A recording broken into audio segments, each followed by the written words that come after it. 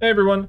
Thought I'd start going in more in depth into limited, just because the RTN season has been pretty draft focused, and also I've had a lot of experience not playing draft. I've done probably close to, I would say, above 6 drafts now. It might be more, it might be less. I'm not exactly sure, but I myself have put a lot of time and effort into the draft format. Both playing online and also playing in person. I've even done TTS drafting. So I thought that this could be a small series, and I wanted to start with Dromai. So specifically making a tier list for where you want to be at in your Dromai draft. This could probably be a little bit helpful as a primer guide, and that's mostly what this video is intended to be. Is kind of breaking down like how you might want to think about your Dromai deck in limited. It seems like there's a lot of cards on the screen. I'll run through them fairly quickly. I've broken down the tier list in just a few categories.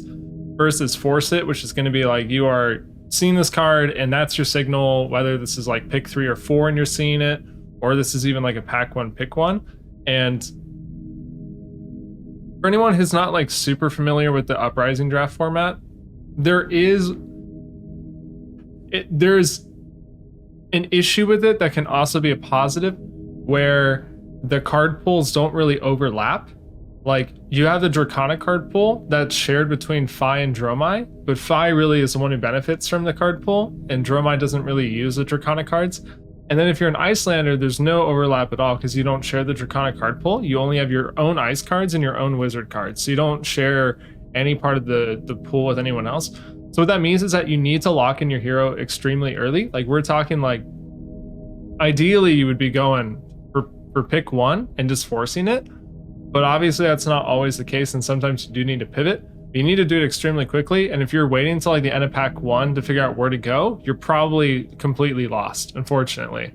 And that's both good because you can send very clear signals and you can sort of get rewarded by just committing to a hero immediately and building the deck out from there, but it also means you can get punished, and if you misread signals or the person next to you just happens to pivot onto the same hero as you around the same time, so like around like pick 3 or 4 maybe, you can run into an issue where you can straight up run out of cards.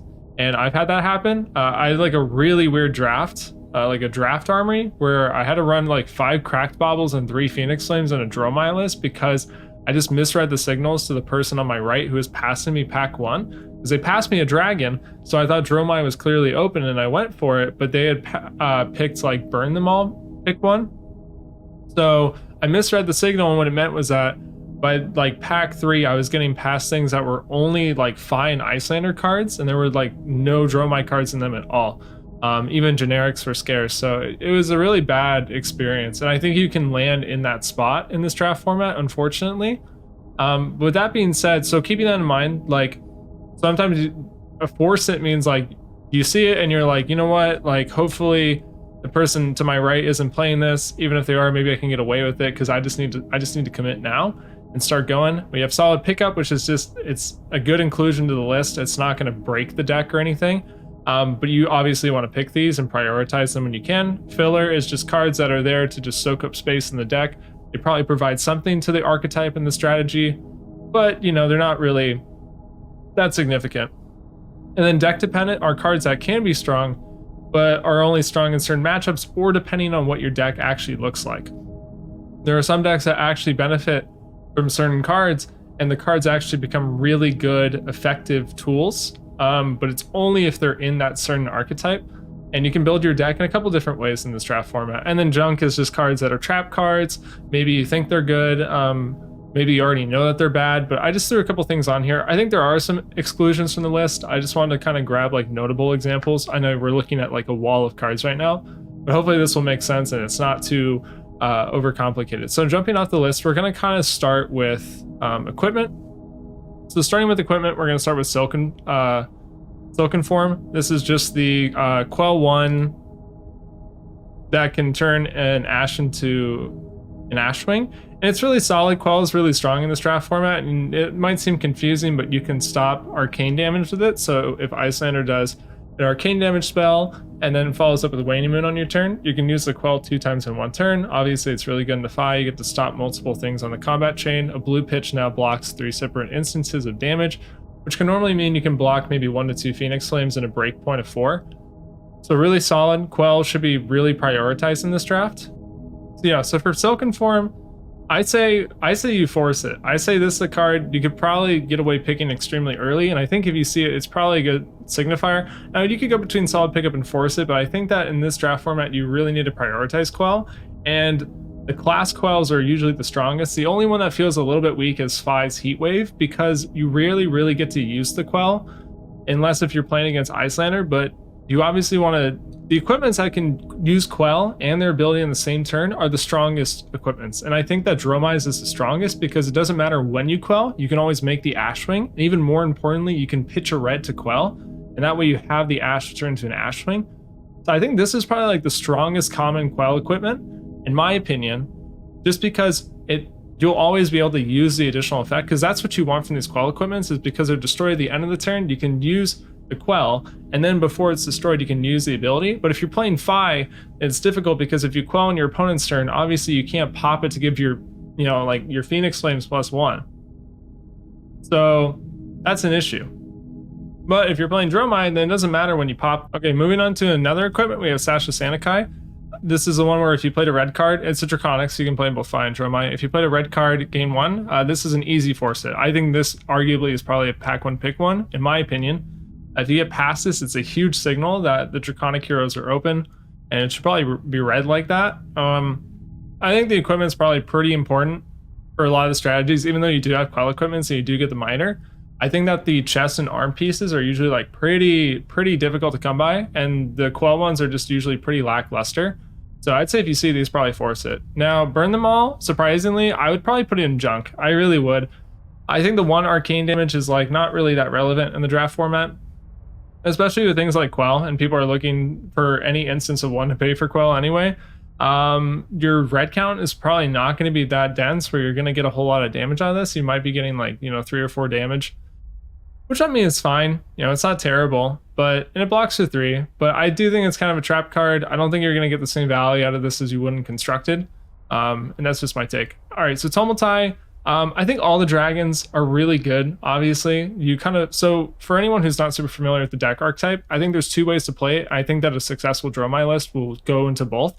And the first is a dragon-centered build, so obviously building out a board state that just takes over your opponent's side of the game. And the second is playing like these really like overcosted, overstatted Phantasm attacks and a set with like no Phantasm poppers at all. And that's just simply a combination of Embermaw Centipi and then Doombreaker Centipi. And those are really solid. So red Dunebreaker is a 1 for 5 with Go again, and these both block for 3. And then Embermaw Centipi is a 2 for an 8 at the red. And these cards like are really strong. A blue can be 13 damage if you play red Dunebreaker into red Embermaw. And so that can really start to swing the game for you. I think that a reasonable list will include both, just because I don't think your card pool is going to be all in one or the other. So obviously all the dragons are solid. I do think Tumultai is a little bit on the weaker side in the draft format, just because you don't really have that many relevant hits. Like in Classic Constructed, obviously, if you're killing Tunic, if you're killing Crown of Seeds, if you're killing New Horizon, I mean, we can go down the list forever. But in this format, like, a lot of the equipments are pretty expendable. A lot of them have Quell, so it is kind of difficult, because even if you hit something, like there's nothing in here that has, I don't think there's a single equipment that has Battle Worn or like a defense value. I think they all have defense values of 0, unless if for some reason someone's playing a legendary into you. But it does block 3 and it's a solid dragon. I think 5 is, pretty expensive for something that's really not going to get a whole lot of value in terms of killing equipment, but it's still a solid pickup. Dracona Optimi, I think, is also... It's tough, because obviously 6 damage in a limited format, plus maybe 6 arcane damage, probably not. Seems like you'd want to force it. But also, like, I wouldn't expect your red ratios to be that tight, right? Because you're going to need, like, blues in the draft format. You're going to have to draft them as well. You're not playing with Tunic, you're not playing with Flamescale Furnace, so I think that your ratios are going to be a little bit more difficult to pull off for this to really hit hard. But I think you could put it somewhere between force and solid pickup. I think if I saw this like in early packs, maybe I'd try forcing it, because I think this is a much more solid game ender than Tumultai in the draft format. So I can definitely see it like that. Now Dominia is the last of the legendary dragons, and she's the one where if You reveal the top card of your deck, and if it's a red, you get to basically Thoughtseize your opponent. You just look at their hand and banish a card. Obviously, it's a 4 set. It only costs 4, which is really reasonable in this deck. You can do off a 3-card hand, a blue and a red. There's not very many Phantasm Poppers, and assuming you get lucky and hit, and they do have their Phantasm Popper, then you get to take it from them, and then they're actually forced to like interact with the dragon. This is probably going to be the strongest one in the limited format, just because also you have to play so tight on your lines in this format, at least specifically for Uprising. I think if you just take your opponent's best card out of their hand, even if they're able to kill it, I think you can just completely set them back just on that alone. So Azulai is tricky because I want to put it in deck dependent, because this is like the one card that will make or break your Dromai mirror. Like if you want a good Dromai mirror, all you have to do is draft this card, and all of a sudden like you win, because it can deal arcane up to 2 targets. So you can just wipe allies off the table when you attack with it, and it still does too. So you can attack like an ally and then zap an ally, and you just like wipe their whole board off of this one card. And assuming you play it, and then you play it for 0, it's a 0 cost, which is nuts. And if you attack an ally with it, then they can't even Phantasm Pop it. So then you force them to respond to it on their own turn. But I think this is a really solid pickup, because also just 3 damage, even if there's no other targets into Fi, into Icelander, just 3 damage for 0 every single turn, and one of that's an arcane and it's split. I think that's great. I think that's where you want to be. Now Dromai, the one that gives you an action point when you attack with it, that's an easy force hit. 0 for 3. Same boat as Azulai, except the action point is really relevant, especially because as the game goes on, you can start full blocking with your hand. If you have 2 dragons on the table and you can attack with Dromai and then attack with another dragon, it also means that if your opponent does have a Phantasm Popper and you have a board state, it doesn't shut down your turn, because you do get the action point when you attack with Dromai. Solid card. I think you're probably in a good spot to start moving into Dromai once you see that. Kyloria in draft. Probably same thing. 4 on hit draw card. There's no items in this set. Cost 1, but that's a very small downside. If I saw that pretty early on, I would start moving into Dromai. I think that that's an incredible card, and you should probably prioritize it. Now Miragi, I would put in solid pickup. I'd put in solid pickup. Not very many Phantasm Poppers. Yes, it does give you some insurance. Mostly it's there because it's a 2 damage with 4 health, which means that it's going to be really difficult for your opponent to kill. Most of the time when I played Miragi and draft decks that were Dromai, a lot of times it never really died, unless if something happened. But the 4 health is pretty difficult for your opponent to fight through without giving pretty significant cards into it. If it's the only thing on the table, sometimes they'll clear it anyway just to keep you back on your board state. But it's usually a pretty tall ask for the opponent. But 1 for 2 that has 4 health is decent, I think almost all the dragons are going to at least be in solid pickup, because that's mostly what your deck is centered around. So obviously you want to draft those. You're going to prioritize those really highly. So Necria, I think, would be on the really high end of solid pickup. It's I think it's a 7 health, 4 for 7, costs 3. Whenever it deals damage or takes damage, you put a -1 counter on it and get an Ash. I think part of the problem with Dromai and draft is you don't have a really solid way to generate Ash. In constructed, you can have really high red ratios. You can make sure you're always playing like your red copies of Sweeping Blow. You can play Flamescale Furnace. So there's lots of ways to make sure you're ahead on Ash. You can even play Phantasmal Footsteps if you want. But in the draft format, sometimes it's really tight. And Necria is a generator. I don't know what more you could ask for. Great card. 7 health is really good, and in this format there's really nothing that does 7 on its own, which means that the opponent normally has got to throw multiple things into it, which sometimes means that when Necria finally leaves the table, you've gained like 3 or 4 Ash, which is crazy, because then you're pretty much fueled for the rest of the game. And I think that that's probably gonna put it somewhere in between these two. I think the thing is that on its own is not like in the power level of something like Kyloria or Dromai. So I don't think you see this like pick 1 or pick 2 and then just decide to jam it and go straight for Dromai.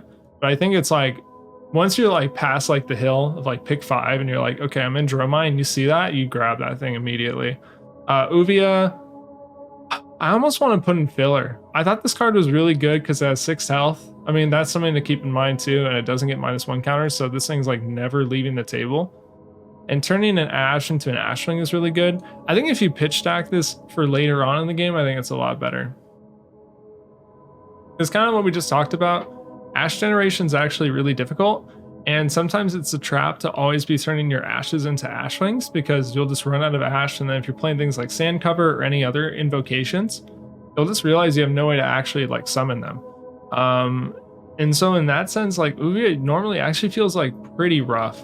It feels good like the turn you play it, but then after that, you realize that you don't really want to be consuming ash constantly just for the ash swings, unless if your deck is, you know, based around that. So actually, I might put it in deck dependent. If your deck has really good ways to generate ash, if you have really high red ratios, if you're playing the Ember Maws right, so you can like pitch 2 and play like an Ember Maw. If you can pitch like 2 reds, and so if you like actually have like a low amount of dragons too, like if you only have like a couple dragons, then you're probably just sitting on ash for the whole game. You're not invocating anything. So if you're not doing any invokes, like I think that's where I put Uvia. I think I put Uvia in like deck dependent, because you need to make sure you have a lot of ash, or else this card just does nothing. It'll either like run you out of ash and you'll realize that you misplayed playing this card, or it just sits on the table and attacks for 1. You pay 2 for something that attacks for 1. So that's where I put it. All right, Thamai. Your opponent cannot activate abilities or play cards on your turn. I almost want to put this in like solid pickup to force it into things that are obviously not Icelander. Something that's probably still significant is Oasis Respite, because that's something that all the decks can play. Also, another thing is it shuts off Quell, at least to the best of my understanding. Actually, I don't think it shuts off Quell. Someone check me on that. I am not able to really tab out here. Actually, let me look on my phone, because I'm pretty sure that, oh wait, no, actually, okay, time to flex. I actually have a Marvel here that I was lucky enough to pull, because I'm currently building Dromai in Classic Constructed. I'll probably show it off a little bit on the channel. I think Dash players will find a lot of interest in this hero, because it also builds a board state and it can play like a mid-range deck. And it's fun because you get to, you know, play these full art dragons. So activate abilities. And so let's look at Silken Form. I also get to flex my Cold Flow Silken Form. No, this is a replacement effect. So this is like Arcane Barrier. Never mind. So your opponent can still use Quell. So that doesn't exist, but Oasis is there. You know, this is obviously probably going in deck dependent. This is something you probably want to pick up if you're worried about your Icelander matchup. But a 3 for 4 is also really strong, right? Like Miragi is honestly like kind of high up here just because of the body, not because of the ability. And I've noticed that Thamai is like really strong just being a 3 damage dragon. And like the thing is, if your opponent doesn't respect your board state, you can start full blocking. Like all the invokes really, like they're pretty good on defense. They all block for 3. Your Billion Mirages, your Sweeping Blows, your Centipeds, these all block for 3. So if you can establish a board state, you can start blocking with your hand and just swinging back a dragon every turn, and you'll eventually claw your way back up in the game just off of that, or you'll completely like take over the game from like just from that card alone. So I think 3 damage like is really solid, but I think it is deck dependent. It's just whether or not you're expecting Icelander. So okay, we gotta start kicking things off here. Okay, Vincerikai, solid pickup. It's really good on the offensive if your opponent doesn't have a Phantasm Popper. The damage is really significant. It forces your opponent to block with multiple cards unless they want to take 9 damage. Even though they can kill it and it only has 1 health, it requires multiple cards on your opponent's end unless they would like to lose half their life total. So definitely in the solid pickup range, although 3 is pretty expensive, so probably a little bit on the lower side. Genderai, really high end to force it, or low end to force it, high end to solid pickup. This is a 1 for a 3/6 effectively. Your opponent has to deal either 6 damage to it at once to go through the endurance counter, or they have to deal 1 and then 3. So either anywhere between 4 and 6 health for a 3 attack. I'd maybe put it in force it. This card is really strong. Billy Mirage in any color, although I think red and blue are the best. I would probably put it in solid pickup. 3 block makes an ash into an ash swing and costs 1, so you can pitch a red, play the card. Even if you had no ash, when you pitch the red to play it, the way that the wording works on the card is you can actually then transform that ash into an ash swing. And the red one's obviously good because it opens up your combat chain. Doombringer Centipi, easy force it. probably on the higher end here, especially if you see the red. I think the red is an easy inclusion. We've already talked about that strategy. Overcosted cards in the set that doesn't have Phantasm Poppers, at least except for a few. Dust Up, 0 for 4, or if it hits, you get to turn, I think you get to make an Ash and then turn it into an Ashwing. I think this is straight up filler. It's good, but it doesn't have Go Again. It's nice at the end of a combat chain, it blocks for 3, but that's about it. Ember Moss Enopai, force it. Force it. You see the red one, you're in. You're in. Especially if you see this like later on in the picks, like pretty safe to say that the hero's open. The hero's open. Sleeping Blow, I put it in force it, you know. Red, yellow, blue, any of them really, just solid Ash generators. Rake, oh yeah, Rake's enforce it. Rake is enforce it. Cards nuts. I'm actually gonna move Optimize down here. I think Optimize is obviously really strong, but I don't think it's the most. Sorry, this is kind of confusing. I think I should reiterate. This is like a tier list of like what I think are the strongest cards in the hero pool, but I'm just like giving them different names just to like kind of contextualize it. So like, maybe I can go back and redo all this, but I'm not really sure if I will. So maybe I'll stop like messing with rankings here. But obviously like Rake is much stronger than Optimize, regardless of when you see this signal in the draft pool. This is just obviously really strong card. I think any color. I think a trap you can get into is wanting to transform all of your Ash into the Ashwing. So like if you have like one Ash and then you pitch a red to play red Rake, you make 2 Ash to go up to 3 and you're like, oh sweet, I'm gonna get full value and make 3 Aether Ashwings. I think that's normally incorrect. I think it's normally correct is to make 1 or 2 Ashwings and then leave that as an Ash generator itself. Skittering Sands, I want to put in between like solid pickup and filler. I think if it's the red one, it's a solid pickup just because it, you know, turns an Ash into an Ashwing that attacks for 4, but more importantly, it opens up your whole combat chain. If it's anything else, it's straight up filler to junk, but I'll put it in filler. Sand Cover, I think it's deck dependent. I think you only want it into like Dromai, or no, sorry, not Dromai, into Iyslander, and that's about it. Sash is still here for some reason. There's a second one. Thaw, obviously deck dependent. You really only want this either in the Dromai mirror or you want it in Iyslander pretty early on if you're worried about either matchup or you see it. I mean, like you can just take it. Uprising, I think it's a solid pickup. You can, but you're gonna need to pitch stack it for later because obviously early in the game you're not really gonna maximize value out of this. And I think it's also difficult because you need a board state to really pull it off. So it might be in between filler and solid pickup. My experience, I haven't really got to play with this card too much in limited. I think I've done it twice. I think it's okay. Tome, I think it's junk. I don't think you're gonna pull off that effect. Too many combat chains, too much setup. The upside is that your opponent's probably not gonna break your combat chain. So if you keep all the cards, like maybe you can pull it off. But even at that, I don't think it's very good as a non-block. Blaze Headlong, I think it's solid filler. But the problem is you need to play another card to have it gain Go Again. So I think it's actually over in deck dependent. If you have a lot of red enablers with Go Again, Blaze Headlong becomes stronger. If you don't, then the card's unplayable. So I think that's where I put it. Same goes for Breaking Point. If you are drafting a deck with lots of rakes, very few dragons, or maybe 0 cost dragons, and you're able to extend your combat chain very quickly, I think Breaking Point can be really strong. I think it's also not good into Iyslander, but I think it's really strong into Fi. So that's where I kind of put it. Also deck dependent, burn them all. Only if you're running low on 0 cost reds that have Go Again. Because late game you want to be able to sometimes you need to block down a 1 card, but if the 1 card in your hand is a red with Go Again at cost 0, then that's all you need. And for that same reason, while we're here in deck dependent, these are dependent on whether or not you're playing Phoenix Flame in your deck. I've actually, before anyone writes this off, I played Phoenix Flame in a sealed pool for the pre-release, and I went 5-1, I think, or it was 4-1, and then I made a top 8 cut for a draft, and I was playing 3 Phoenix Flames in my Dromai deck, just because I didn't have enough playables, but also because I was lacking a lot of red cards with Go Again, and Phoenix Flame for 0 was just a way to open up my combat chain. And I could block down to just Phoenix Flame, play it for 0, didn't matter. but then it would let me swing with 4 dragons or something like that. So I think both of these are deck dependent.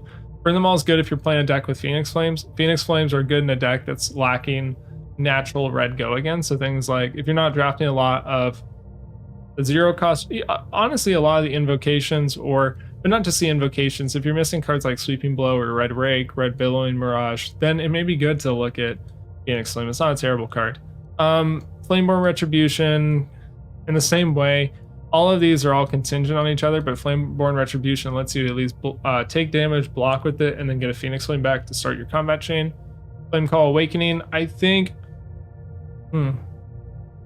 despite it being dependent on Phoenix Flame or not, I think it's probably on the bad end of cards, although it is a red. It's a red with go again, so maybe we'll still leave it here. Ghostly Touch in this format, I think is junk. I think you just take this to value draft it. You're not really going to be getting value out of it. The Stilettos, I think, are really solid pickups, but honestly, you could also force it. I think that the cost to save a dragon or save your action point can be good based on who you're playing into. I think more specifically Icelander, because Icelander can kill your dragon on the combat chain, and then you can pay 3 and get your action point back. Because if they like singe your dragon, like if they singe your Ashwing by playing a blue from Arsenal, you actually lose your combat chain and you don't get go again, even if you played a red. And then it's also as good into that matchup in general with the Arcane Barrier. I think I put in solid pickup. I'm definitely not like first picking this card, but I do need to pick one up at some point during the draft. I think Inflame, I think it's probably junk. It's probably junk. I mean, it's deck dependent. If you're really lacking, then it's probably important. I think Lava Burst is also kind of bad. You're not really probably getting that far on the combat chain, not playing fire or anything like that. Frightmare is just a meme card. Don't play it. If they break your Phantasm, your turn's done. You're not playing Footsteps. So Semblance, not relevant in a format where there's not really a whole lot of Phantasm poppers. Transmogrify, I think, is also junk. I like the idea of like playing like Dust Up for 8. That's really it. That's really it. There's really no other relevant, place for it. One time someone played a Phoenix Flame for 8 with it, but even then it's kind of whatever. Quelling Robe, I think, is pure filler. I think if you couldn't find Sash of Sanakai, it's okay, but obviously you want Sash of Sanakai, but if you can't find it, it's a solid replacement. Same goes for Quelling Sleeves if you're not able to find the Silken form. Although, yeah, these are probably just as fine. You'll miss out on an Ashwing, but it's not the end of the world. Flex is obviously deck dependent. If you're expecting Dromai, you can sideboard into Dromai and you'll win that mirror. Same goes for Fandol's Fighting Spirit and Brothers in Arms. I'd probably put in a filler. You can pitch a blue and start quelling and also block for 4 with it, so it's pretty good. I think Scar for Scar, like red, is like okay, but you're probably not going to be lower than your opponent depending on the matchup. If you're playing into Phi, maybe, but I think it's probably junk, which is weird because normally that card seems very strong, but I think in this draft format it doesn't feel the same as it would in Welcome to Wraith.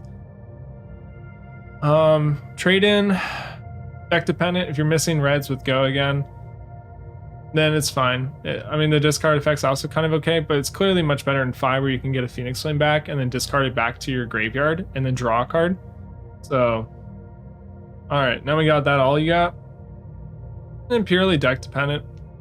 It probably only gains you a card into 5 sometimes. Probably not as much into Dromai and definitely not into Icelander. So even though this can be a really strong card in Classic Constructed, obviously we're missing the application here. Then we have Quelling Slippers. I think Quelling Slippers are a really solid pickup. I put it on the higher end. Obviously, you probably want this into Dromai in Phi, and then you probably want the Stilettos into Icelander. But the Quelling Slippers are just really good. All the Quell equipment's really solid, and you're not really fighting over leg pieces with this. Stilettos are decent, but I think these just have just as much of a good application. So I'd be really happy picking these up pretty early on.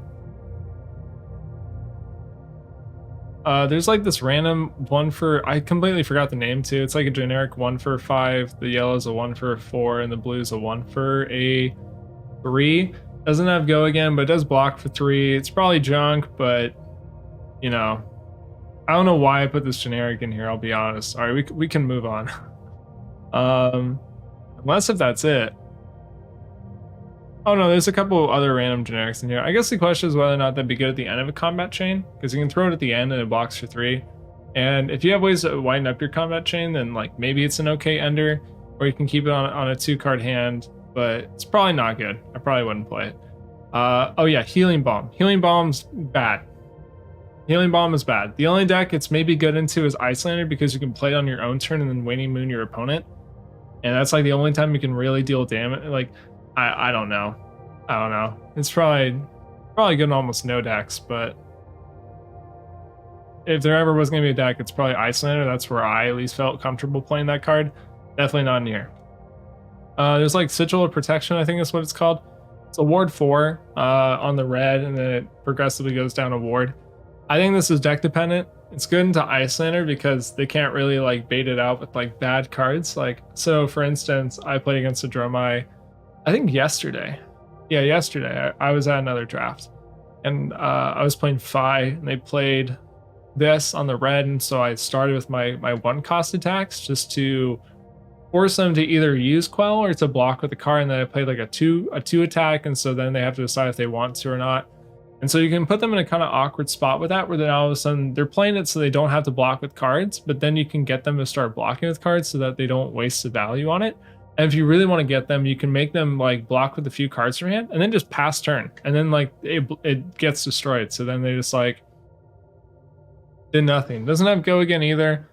It's deck dependent because Icelander will only give you like 1 to 2 instances of arcane damage. The only problem is that you'll play it on your turn and then they'll respond with arcane damage, and then they can just pass their turn. So actually the more I'm saying words, the more I'm realizing it's just bad.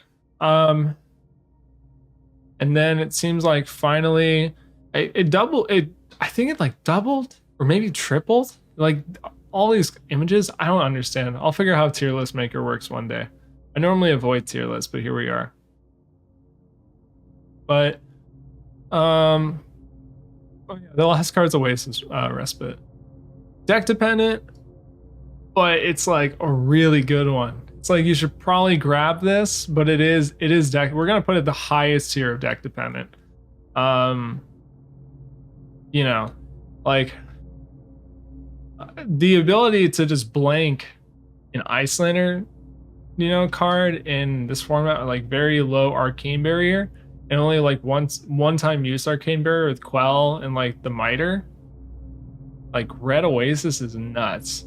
Especially if you can pitch like a red to it and get an ash, or you pitch a blue and then you can like use your arcane barrier from your stilettos, or use a Quell, or you can pitch like a blue and use Miter and Oasis and into other decks. So probably eventually find a target for it. I think Oasis is really solid, but like I'm probably not bringing this into like a Fi matchup just because I think I'd rather have a card that like Fi is going wide, not tall. So having to use a card to pitch to play a card means I'm giving up 2 cards, and it's like just to block 1, but their attacks are like 2 and 3 and sometimes 4.